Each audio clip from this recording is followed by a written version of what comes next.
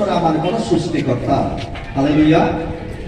परमेश्वर आमानकर सृष्टिकर्ता। केवल सेतिक नुहे आमे जेतबेले आमाने जेतबेले जगत को आसु जन्म ग्रहण करू, जन्म ग्रहण कला परे प्रभु आमानकु वृद्धि मध्य साधन हेबा पाई साहाय्य करथि। आमानकु ही से वृद्धि करथि।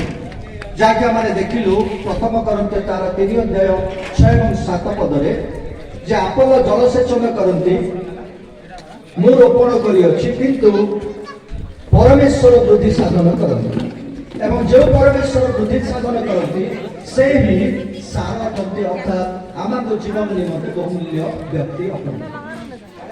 जदि बा आध्यात्मिक विषय तथापि आमाने जानु जे आमाकर वृद्धि साधन रे परमेश्वरकर हस्त अछि। पिता माता आमाने जगत को आसिला परे से आमाकर से माने आमाकर जत्न तत्व नियंती से आमाकर से माने आमाकर उच्च आमाने ताने जानु जो सोपान रे बाइको स्टेज रे आसिला किंतु जेतेबेले ज्ञान रे वृद्धि पाइबो सजन रे वृद्धि पाइबो तमर आचरण कोन हेबा दरकार परिवर्तन हेबा दरकार।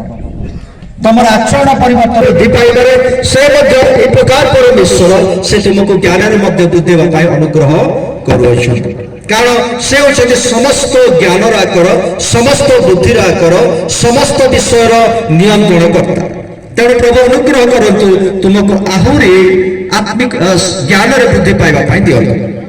केवल सेति कि न ख्रिस्टियन भाबरे प्रभु परिवार जन्म ग्रहण करिथिबारो आउ गोटे परामर्श जे तमे प्रभु को जानिबा दरकार। यीशु को जानिछो कि जानिछो ग्रहण करिछो।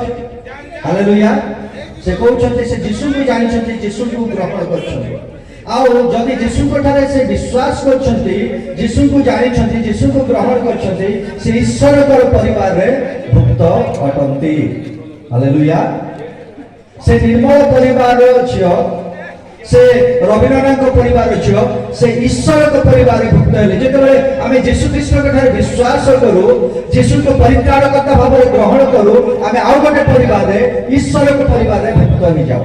ए आमान को निमंते गोटे आशीर्वादर विषय आ जेतेबेले माने ईश्वर को परिवार रे भुक्त हो सेही परिवार रे मध्य आमाने आत्मिक भाव में वृद्धि पाइबा आवश्यक। आमे गोटे परिवार जन्म होला परे शारीरिक भाव में ज्ञान रे जे परि आमाने वृद्धि पाऊ ठीक सही परि आमाने जेतेबेले ईश्वर के परिवार जन्म ग्रहण करू आमाने आत्मिक भाव में वृद्धि पाइबा दरकार। आ आत्मिक भाव में वृद्धि पाइबा पाए तो मान को कोन करबा पड़िबो ना ईश्वर कर वाक्य पाठ करबा पड़िबो। आत्मिक भाव में पढ़िबा पाए आत्मिक भाव में बलिष्ठ हेबा पाए मुख्य विषय होला मिस्टर निमंते परामर्श वाक्य मिस्टर सुधा शुणिबो ग्रहण करिबो पालन करिबो तेबे आशीर्वाद नै आहुरी प्रभु तांको प्रति साधन करिया पे शरीर रे ज्ञान रे आत्मिक जीवन रे प्रति साधन हो प्रभु को आशीर्वाद रे से जगत रे प्रति पाइबो और तांको परिवार मध्ये सेति रे आनंदित हेबे। प्रभु को प्रशंसा गौरव प्रभु को दास को धन्यवाद दे सुंदर वाक्य आमान को निमंते से प्रदान करू। ए समय हमने प्रार्थना करिबा प्रार्थना करिबा।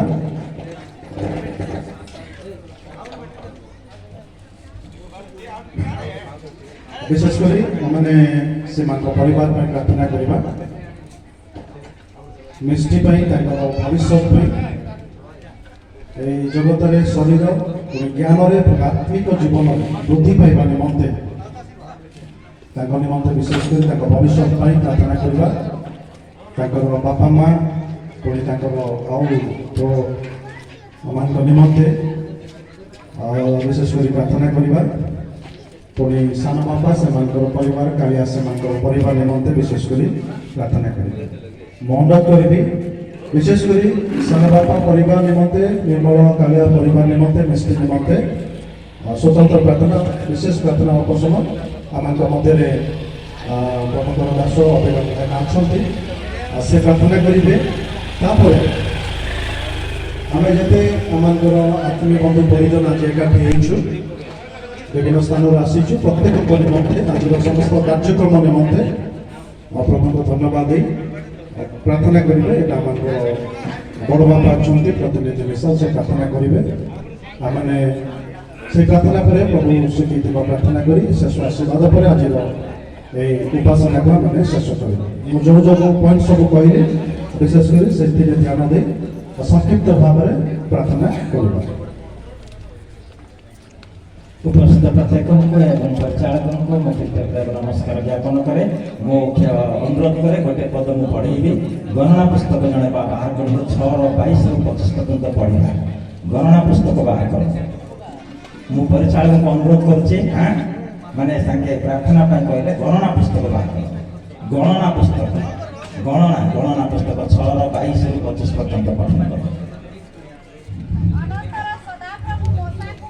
ତୁମ୍ଭେ ହାରଣ ଓ ତାହାର ପୁତ୍ରଗଣକୁ କୁହ, ତୁମ୍ଭେମାନେ ଇସ୍ରାଏଲ ସନ୍ତାନଗଣକୁ ଏହି ରୂପେ ଆଶୀର୍ବାଦ କରିବ। ତୁମ୍ଭେମାନେ ସେମାନଙ୍କୁ କହିବ, ସଦାପ୍ରଭୁ ତୁମ୍ଭକୁ ଆଶୀର୍ବାଦ କରନ୍ତୁ ଓ ତୁମ୍ଭକୁ ରକ୍ଷା କରନ୍ତୁ। ସଦାପ୍ରଭୁ ତୁମ୍ଭ ଉପରେ ଆପଣା ମୁଖର ତେଜ ପ୍ରକାଶ କରନ୍ତୁ ଓ ତୁମ୍ଭକୁ ଅନୁଗ୍ରହ କରନ୍ତୁ। हालेलुया।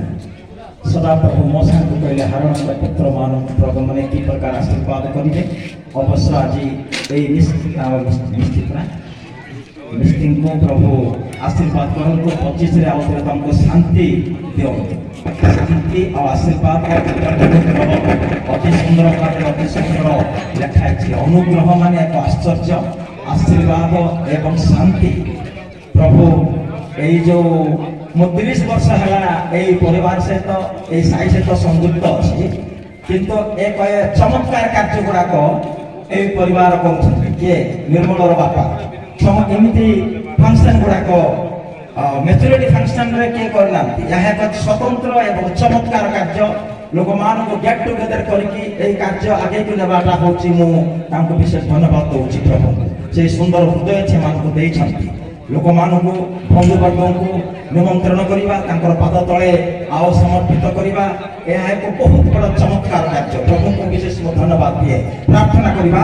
प्रिय बंधु तुम से बहुमूल्य नाम धन्यवाद करे प्रभु तुम्हें महान परमेश्वर प्रभु आज जो सुंदर दिन आम देखी पारि अच्छु जो रवि दादा गृह निश्चित भाव जो पुत्र जो झील मिष्टि आज परिपक्व अवस्था तुम आनीछ तुमको कोटि कोटि धन्यवाद दौर प्रभु ये दिन देखा अनेक लोगों को चाह बसती किंतु अनेक लोग जीवन में देखी पारती ना कि तुमको अनुग्रह प्रदान कर धन्यवाद करुच्छी प्रभु निर्मल पुत्र झील जो परिपक्व अवस्था को आनीछ प्रभु यही परिपक्व अवस्था आनी धन्यवाद करुच्छी प्रभु यही परिस्थिति मध्य से जो विकास होची तार शारीरिक विकास हवा संगे संगे आत्मिक जीवन में से अभिवृद्धि जो प्रकार हम यही परिवार मध्य आत्मिक जीवन अभिवृद्धि हूँ तुम गौरव प्रशंसा करूँ से झील द्वारा सकल परिवार द्वारा ये समस्त समिष्टि गोष्ठी जिते एकत्रीकरण हो समस्ते दायाद अधिका विवरण आसंतु प्रार्थना कर महिमामय दयामय प्रेममय स्वर्गीय पिता धन्यवाद करुचु प्रशंसा करुचु गौरव करुचु स्तुति स्तोत्र करुचु प्रभु आपण धन्यवाद पूजा प्रशंसा गौरव स्तुति स्तोत्र पाइबा एकमात्र योग्यतम पिता परमेश्वर अटंती प्रभु आपण निकट में आम मान सकल आशार भंडार रही सकल आशीर्वाद भंडार रही अनुग्रहर भंडार रही तेणु आपण आम मैंने आशा करी भरोसा करी विश्वास प्रार्थना द्वारा मांगुअछु प्रभु दया करी आशीर्वाद करंतु आपण अनुग्रह करी निर्मल भाई को प्रभु गोटे झील दे से मिष्टि के आज प्रभु प्रकाश्य भाव स्त्री ग्रहण स्त्री नाम नामित हाँपाई अच्छा धन्यवाद तार सकल विषय आपण तन्न तन्न करी परीक्षा करी देखी आशीर्वाद करी जन्म काल यही पर्यंत बंचा सुरक्षा कर आशीर्वाद कर धन्यवाद। ଆଜିର ଦିନରେ ପ୍ରଭୁ ସମିଷ୍ଟିଗତ ଭାବରେ ଆମମାନେ ପ୍ରାର୍ଥନା କରୁଛୁ, ମିଶିକି ଆପଣଙ୍କ ଚରଣ ତଳେ ଦେଉଛୁ। ଦୟାକରି ଆଶୀର୍ବାଦ କରନ୍ତୁ, ତାର ଭବିଷ୍ୟତ ଜୀବନ ଉଜ୍ଜଳମୟ କରନ୍ତୁ, ମଙ୍ଗଳମୟ କରନ୍ତୁ, ଆଶୀର୍ବାଦ ଯୁକ୍ତ କରନ୍ତୁ, ଅନୁଗ୍ରହ ଯୁକ୍ତ କରନ୍ତୁ, ସ୍ୱାସ୍ଥ୍ୟ ସୁସ୍ଥତା ଦିଅନ୍ତୁ, সকল ବିଷୟରେ ଆଶୀର୍ବାଦ କରନ୍ତୁ।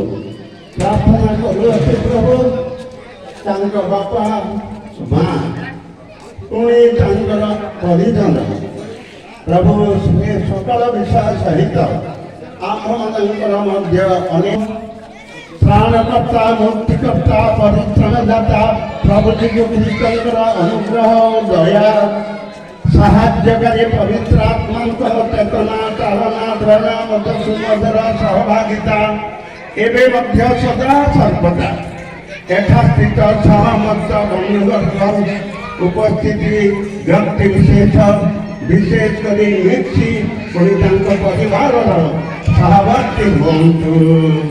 ଆମେନ୍ ଆମେନ୍। ହାଲେଲୁୟା। ଉପାସନା ସମାପ୍ତ ହେଲା।